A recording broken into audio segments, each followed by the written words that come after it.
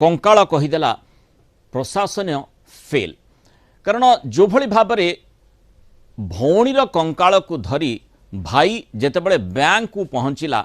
ये प्रसंग जमती गणमाध्यम रे चर्चित है टिके से संपर्कित सूचना आसला पूरा चारिआडे प्रखर बेगरे पूरा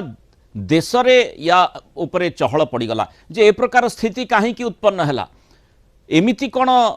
असुविधा होता जहाँफल जितु मुंडा को टंका मिल पारला नहीं तांकर भूल सेठी कौन जेहेतु अज्ञतावशतः जो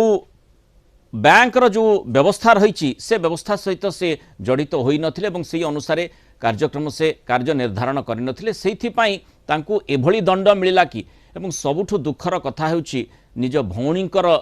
2 मास तले जो जहाँकर मृत्यु घटीथिला तांको कंकाल को पुणी थरे माटी तलु खोली से